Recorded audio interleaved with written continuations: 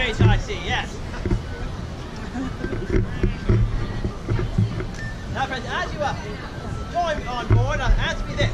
Come to destroy the tea, say aye. Aye! Come to throw off the shackles of monopoly, say aye. Aye! Come to be arrested and punished for treason, say aye. Yeah, alright. Let's try to avoid that fate tonight, if we can, my friends. We have many dangers facing us tonight. Mostly, of course, we are under watch by 3 of His Majesty's warships. The Captain, the Active, and Kingfisher. They're armed with over 100 cannons. Those cannons are pointed here at Griffin's Board. At any moment, they could fire them on these vessels and kill us all! No! Terrifying prospect, I know. But they need orders from Governor Hutchinson to do so. And he's 8 miles away down in Milton. Huzzah! Huzzah! We should be safe from such orders, not only because of that distance, because such an order would be a Boston massacre, 100-fold, killing not just those aboard these ships on the wharf, but much of the rest of Boston as well. So I think we should be safer from that. I think the real danger lies in the days and the weeks to come. Doing tonight is an act of treason. Should our identities be discovered, does anybody know the punishment for treason? Hanging. Hanging, yeah, yes, both those things. Drawn and One quartered. right after the other. All quite terrible fates, my friends. Now, we're going to try to prevent discovery as best we can. We have our present disguises here tonight, of course. They might help those watching from the wharf, perhaps, but up close they leave a lot to be desired, my friends. Many of us are friends and neighbors, church members, and even family. So let's agree not to turn on one another in the days and the weeks to come. Keep this a secret to our graves. In fact, everyone raise your right hand, like so, and repeat after me. Aye. Aye. Won't tell. I'll tell. Good. Excellent. That covers everything. Now, who's ready to destroy some tea? All right, my friends. Here you'll find 4 chests of tea, weighing hundreds of pounds. Let's have some strong patriots step right up, grab a hold of these chests, and on my count of 3, let's throw them in. All right. But before we do, answer me this. Are you going to pay this tax on tea? No! And on my count of 3. 1, 2, 3, yeah! Huzzah! There they go. Oh my goodness! Sinking to the bottom of the ocean. This is amazing! Yeah, you gotta pull it Now, up. friends, let's just let them sink there. That's 4 chests of tea destroyed. Huzzah! Huzzah! We have 110 left to go. Oh my God. We'll leave the chest for now. Leave it. Put it back. Yes, let it sink, my friend. There you go. All right. There'll be plenty more opportunity to destroy more tea later on. First, join me as we storm below deck. When I say storm below deck, you follow me down this staircase here. Watch your step. Use the handrail. Here in Boston, we say safety first. Treason second. Right. Yeah. Yes, I will stay above decks, and I will keep a lookout for any customs officers or records might be. But good luck, friends. Godspeed. Best wishes.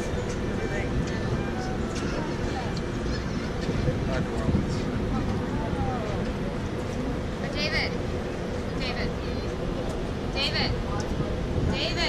husband. Captain of the crew are still on board. I know we'll be tempting. Please do not tar and feather any of them. Any of them, not a one. Is that agreeable, David? Thank you. On that area, we follow this line around. That's all right. You say things you shouldn't say always. It's very in character. That's not a lot of space to sleep. Look at this. But that's a little bit later on. Make sure no one passes by. All right? Perfect. The rest of you begin to line up. A bit of a single file mob against the wall here. You can fill in the space here on the port side, and then fill in the space there. You're passing by the crew's quarters there in the bow, right in the front of the vessel.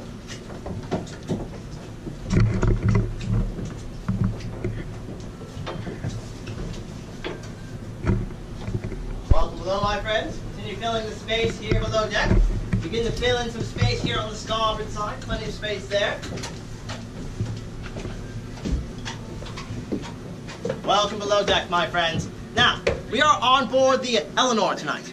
This is a full-scale replica of the Eleanor, about 90 feet in length. That was actually a very small ship, you might say, yes? but she was one of many, hundreds or so, actually leaving Boston and entering Boston as part of the transatlantic trade. She would go down to the island of Antigua, bringing provisions in the winter to the slave plantations down there, picking up sugar and molasses, bringing that up to London, and then by spring she is crossing between London and Boston through the rest of the year. That crossing was quite treacherous. On average, it was 6 to 8 weeks to cross from London to Boston, 4 to 6 weeks to cross from Boston back to London, carrying a variety of goods. Raw materials came from New England over to the mother country, and manufactured goods came back from London. Foreign imports, of course, as well, some of that sugar and molasses, perhaps some porcelain and the like. And you'll see all kinds of cargo containers as you look around. And honestly, during those trips, this hold would be tightly packed, creating a wall of cargo that was impassable. So we could not actually be here while you're at sea. So you can picture these barrels and these chests filling all the space we're in, leaving a very small space there towards the front for the crew to actually sleep. They called that the forecastle. Might also be known as the forecastle. That is, of course, right in the fore or front of the vessel, and that is their only place for sleeping down below deck. 4 bunks for 8 to 10 sailors on average to share.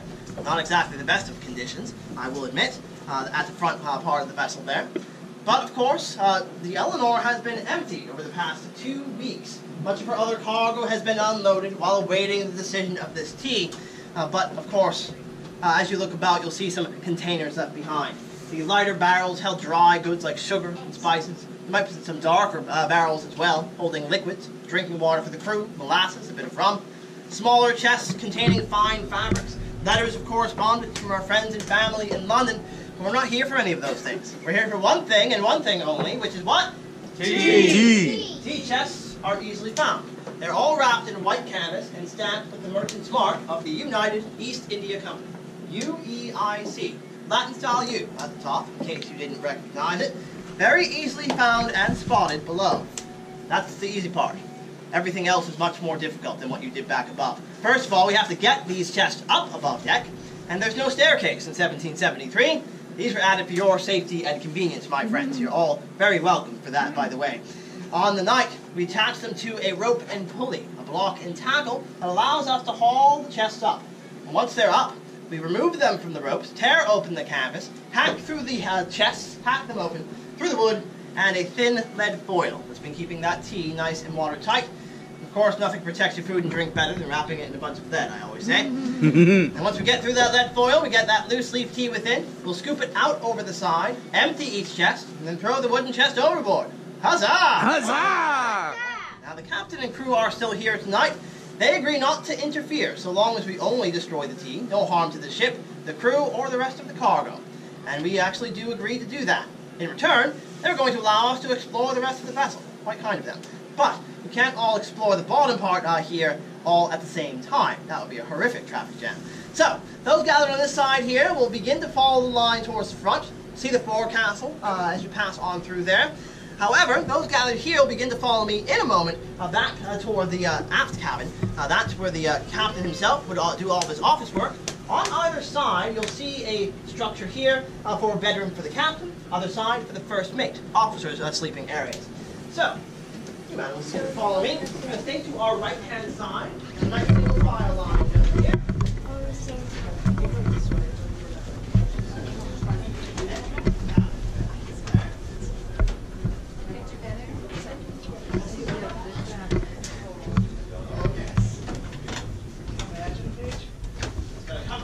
Bed, even a chamber top, all the luxuries afforded an officer on board.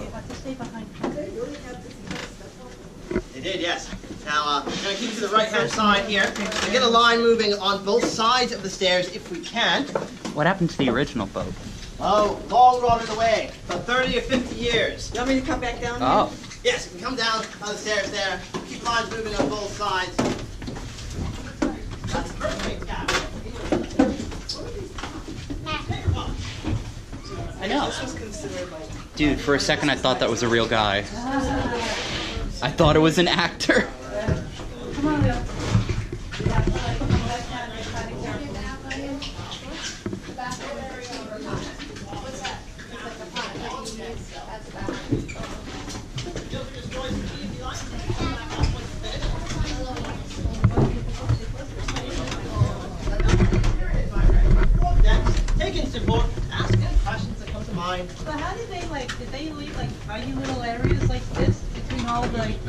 they pull the packages so you could get back and forth?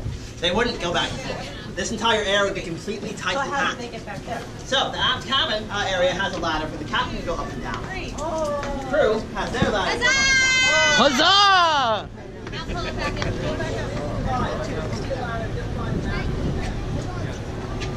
Now, friends, as we're returning above, we do have a few more moments for the vessel.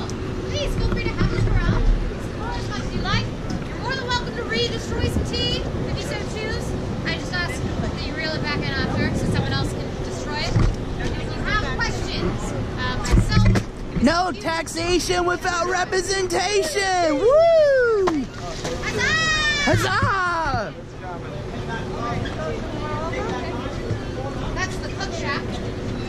Oh, I can throw it off again? Pick it up and throw it off? We pick things up and throw them down. Yeah. The barking crab. Okay. What do you say, Leo? Throw it off. Yeah. All right. Okay, so take my picture. Many of you are moving up to the quarter deck in the aft or stern rear of the vessel.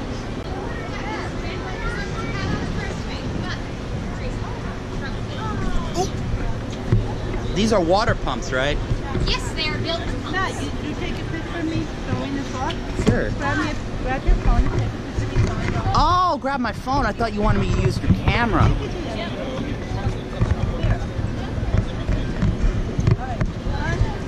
All back above. Are you ready? Wait, let me do it by myself. I want to... Leo, you get to complete... Oh, okay, that was more than enough. Okay, this way. So what happened to the original ships? Been lost to time. So 18th century vessels at this time last like 30 years maximum. So eventually they just, They, you know, so it's rotted away. it's not like the USS Constitution. No, so the USS Constitution is still a commissioned warship. Yeah. So she's been maintained since she was launched in Yeah. 1797. Yeah. But as far as these merchant vessels, they're not expecting them to last very long. Only a few decades. We do have one record for the ship Eleanor when she was sold in the island of St. Kitts in the Caribbean in 1780. We have no records for her afterward. She was probably renamed.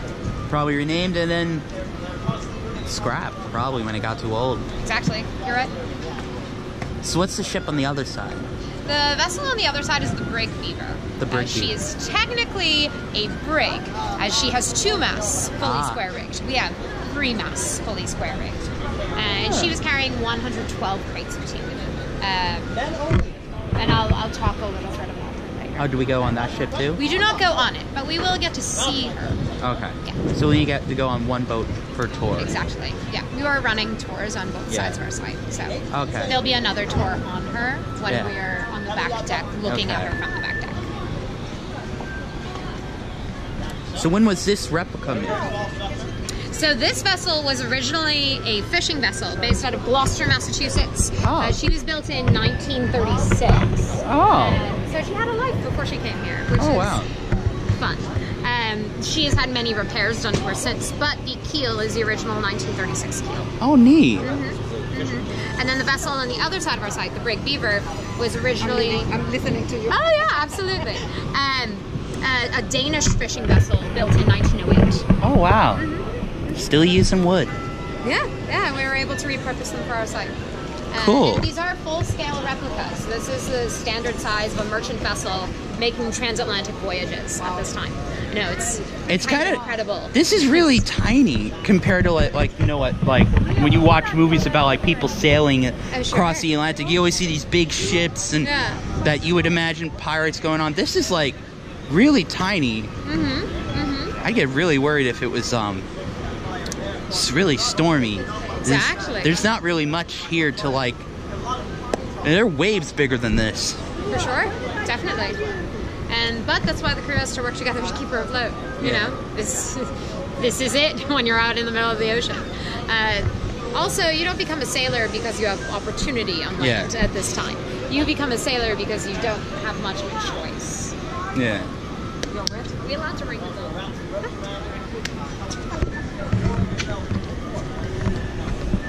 It's interesting how the captain of the boat is like, I don't care what you do, just don't touch anything else but the tea. Exactly. The Boston Sons of Liberty have a reputation for destruction of property. So when we board the vessel and we say, just give us the tea and we'll leave the rest of your cargo alone, we'll also leave the crew alone, the captain is not happy about it, but he stays out of our way. So what does happen to the people who perpetrate this? Spoilers. One person is arrested for their direct relationship to the destruction of the tea, but for the most part, we keep to that secret oath. No one tells what happens here. Because I do remember hearing that people did get in trouble, and there was like I wouldn't say a suit, but there was something about that they had to pay. I could have sworn I remember in my history books somebody had to pay back the lost property. Yeah, absolutely. So the people of Boston have to pay that money back, or Boston as a city, and they don't. So after the Boston Tea Party, I think the Sons of Liberty truly believed that this was going to be like a protest from before, like the Stamp Act riots, the boycotts of the Townsend Acts, that the people of Boston protest and riot, and while it doesn't give us a good reputation, Parliament ultimately concedes and repeals that act. This is different in that we're destroying government property. We're not destroying public property. We're not boycotting this tea. We're trying to boycott the tea. It's not working. People like drinking tea too much. But because we've destroyed so much government property, the king gets involved. Up until this point, well, yeah, this is a direct factor leading up to the American Revolution, that up until this point we still respect our king. He's a symbol of the power of the British Empire.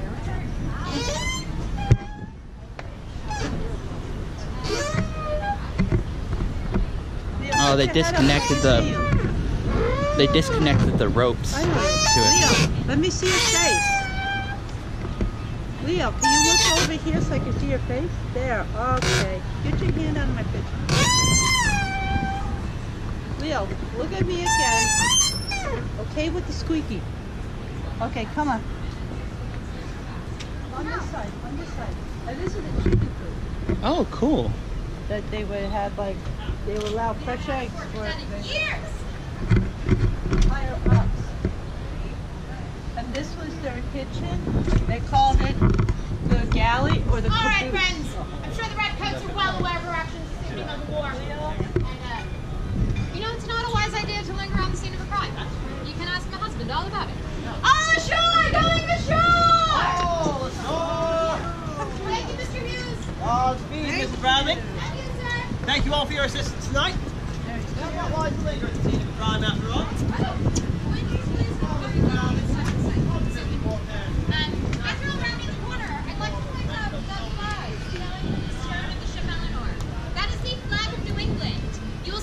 Jack in the top left corner. That's how you know she's a British vessel. In the top left corner of that Union Jack, you'll see a pine tree. That's how you know she's a New England vessel. That pine tree is representative of New England timber, one of our finest natural resources of the region.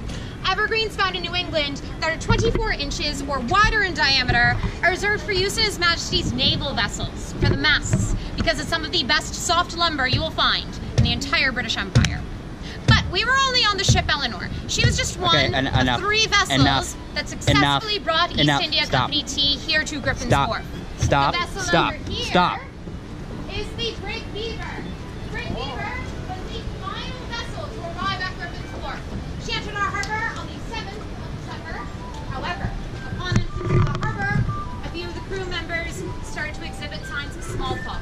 Oh, God.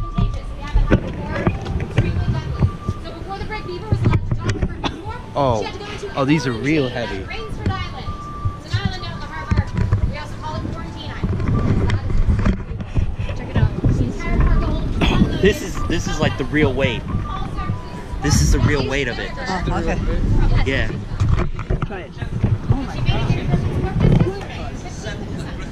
What that means for the Brig Beaver, though, is that all of her cargo is still. Oh, I'm holding the camera backwards. That's crazy. That's so heavy. You can't do it, Leo. Not by one person. Oh! It's showing you the pulleys. That's one's going to be easier because it has more the pulleys take more of the load. Because if you do the one that's straight, just one pulley, it only. Inadvertently damage any of the other parts. Oh wow. I can I know my Yankee forwards. Same family. Yeah, you can do this with one hand. He was owned by the Roach family. You might remember Francis Roach, the man who sent to speak terms with the royal Dutch. He's a member of that family. They're family of Quakers. They're very common. I booped it up. The Great Beaver just came back from a great new shipment to Wales Oil over to London. And on her return journey, they lived along. I got it. Lived around to Boston. Now Quakers tend to be politically neutral. Leo, you can't be doing that. That's child labor. That's illegal. Often, being a Quaker is not necessarily concerned with landing this tea under the Tea Act and the implications therein. But he sees East India Company tea. He sees an excellent business opportunity. The United East India Company, while they have not been doing well the past few years, is still one of the world's largest and most powerful corporations at this time. And we are daily tea drinkers, and multiple times a day daily. Boston, in particular, is importing more tea than any other major port in North America. And Boston's not that big. Look at it. So, of course, Wow. Captain Coffin loads up on East India Company tea, but in doing so, perhaps a bit unknowingly, Wow, that's adds what more attention historic to the tea's Boston presence looks as like. it sits in our harbor this evening. Now, does anyone have any questions so far? Anything at all? Yes. Questions? So that map right there, that's what Boston used to look like at the time this happened. Yeah, absolutely. So It is a lot smaller than I thought. Wood is this is 1773 Boston, superimposed on modern day Boston. The shoreline has changed quite a bit in the past 2.5 Oh, yeah. years. About 70% of modern day Boston is landfill. So this landmass here, this is an isthmus called Boston Neck. It is wide enough for a single road. It is the only land route in and out of Boston. It's not uncommon for it to flood over at high tide. Oh. All the way up through the Shawmut Peninsula is Boston in 1773. It's the third largest city in British North America, just behind New York City, which is roughly the same size, only slightly larger at just over 16,000 residents. And the largest North American city in 1773, which is Philadelphia, with 24,000 residents. All three of those ports received tea in the shipment. In addition, Charleston, South Carolina. Yeah, New York did it too. Yep, Boston, New York City, Philadelphia, Charleston, South Carolina, all received tea in this shipment. This is the first shipment of tea sent to North America under the provisions of the Tea Act. So it's mostly made up of a 4-year-old surplus that the East India Company has been accumulating in their warehouses. At this point, the East India Company is, well, they're on the verge of bankruptcy. They don't have a lot of hard capital left, but they have so much tea, all of this surplus tea, that if they can find a market for it and sell it, then they can become solvent again. They can start paying their loans back to Parliament, which is what Parliament is counting on. So that's why we're getting this tea this evening. Any other questions? All right. Well, we'll be on this back deck area for another 6-ish minutes. You're more than welcome to have a look around. Please don't stray too far, though, as in please do not board the Great Beaver. We'll run into another boarding party on her, as we are working simultaneously this evening. But if you want to have a look at her from the safety of the back deck, you're more than welcome to do so. She has a text panel tucked in the corner if you'd like to read more about her. There are also plenty of things on this back deck area to see and do and look at, or text panels to read if you prefer reading your history as opposed to listening to me speak. That being said, I will continue speaking for the next 6-ish minutes, but if that's not something you're interested in, there are more things you can do. I promise I won't be offended. Though if you do think of any questions along the way, please let me know. Doing like New York, like bringing ships in and sink the hulls and fill them in too. Oh, no, they do not do that. So, Boston Harbor is a natural harbor, and that you don't really have to do anything to it to get ships in, but it is notoriously shallow. There's only, at this time in 1773, there's only one deep waterway in and out of the inner harbor, which forks into two as you go into the outer harbor. So what they did is, well, Let it go.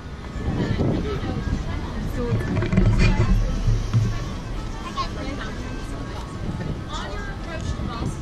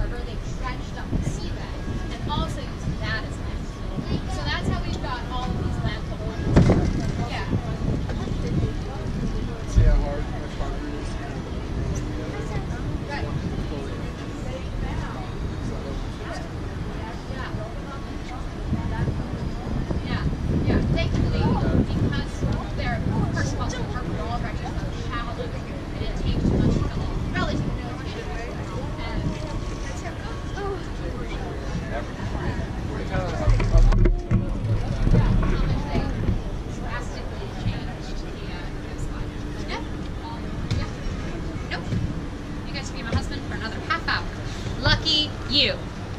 Where's Leo?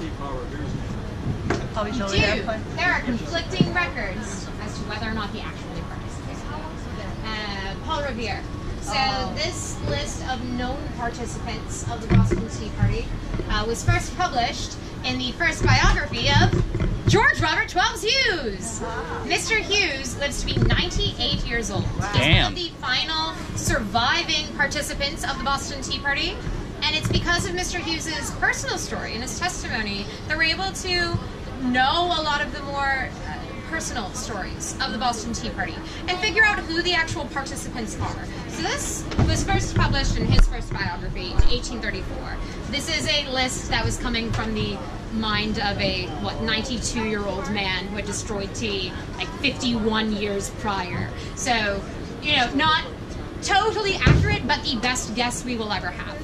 Since 1834, there have been records that have come out that maybe Paul Revere wasn't here destroying tea, because the more prominent Patriot leaders, Samuel Adams, John Hancock, Dr. Joseph Warren, they all stayed back at Old South Meeting House where we're all down here destroying tea. They're all very prominent names in the Patriot cause. They're the first suspect in the destruction of the tea. So in staying back at Old South, they give themselves an alibi. Paul Revere was probably there, but we don't know for sure, and we might never know for sure. So he appears on our list. Because that was the only name I recognized of the list. I was looking for some of the names you mentioned, but didn't see it. So It's interesting.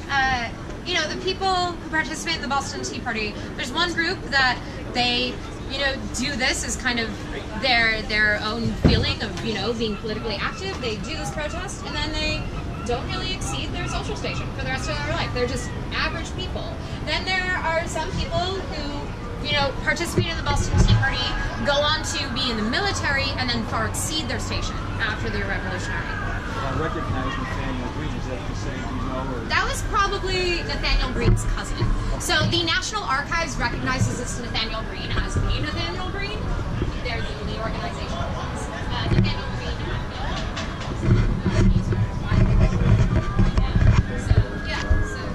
And Nathaniel's a very probably his cousin.